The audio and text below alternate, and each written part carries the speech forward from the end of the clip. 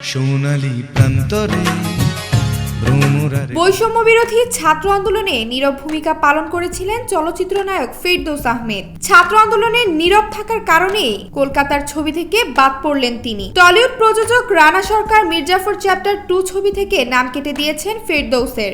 ভবিষ্যতেও নিজের কোনো সিনেমায় ফেরদৌসকে নেবেন না বলে জানিয়েছেন। রানা সরকারের প্রযোজনায় মির্জাফর চ্যাপ্টার 2 নামের একটি ছবিতে যুক্ত হয়েছিলেন ফেরদৌস। তবে সিনেমাটির কাজ আর এগোয়নি। 2023-এর ফেব্রুয়ারিতে শুরুর কথা থাকলেও জ্বলে ওঠেনি ক্যামেরা লাইট। এদিকে শেখ হাসিনা সরকারের আমলে সংসদ সদস্য ছিলেন ফেরদৌস। সরকার পতনের পর থেকেই আত্মগোপনে আছেন।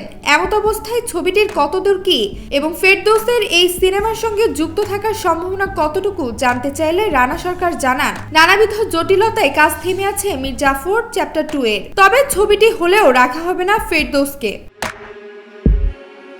প্রযোজক বলেন, ফেরদৌস ভাই অনেকদিন ধরেই ছবিটির ব্যাপারে সাড়া দিচ্ছিলেন না। আমি খুদে বার্তা পাঠালেও উত্তর দেননি।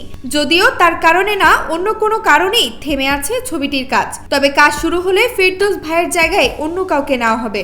এর কারণ জানতে চাইলে জাতিস্বরের প্রযোজক বলেন, বাংলাদেশের মানুষের বিশেষত ছাত্রদের আবেগের কথা মাথায় রেখে আমার কোনো সিনেমাতে বাংলাদেশের এমন কোনো অভিনেতা বা অভিনেত্রীদের নেব না যারা বৈষম্য বিরোধী ছাত্র আন্দোলনের পক্ষে ছিলেন না। মির্জাফর চ্যাপ্টার 2 এর ভবিষ্যৎ নিয়ে রানা সরকার বলেন, আমরা ভেবেছিলাম ছবিটি 2 বাংলায় মুক্তি দেব। সে কারণে 2 বাংলা শিল্পীদের নিয়ে পরিকল্পনা করা হয়েছিল। কিন্তু এখন যে পরিস্থিতি 2 বাংলা নিয়ে করা সম্ভব হবে কিনা তা বুঝতে পারছি না। মুর্শিদাবাদের রাজনীতি নিয়ে গড়ে ওঠা এই সিনেমার মীর চরিত্রে রূপদান করার কথা রোশানের। অর্কদীপ মল্লিকা নাথের নির্মাণে ছবিটিতে আরো অভিনয় করার কথা ছিল শ্রাবন্তী চট্টোপাধ্যায়, শ্রীলেখা মিত্র, সৌরভ দাস, প্রিয়াঙ্কা সরকার এবং অনির্বাণ চক্রবর্তীর।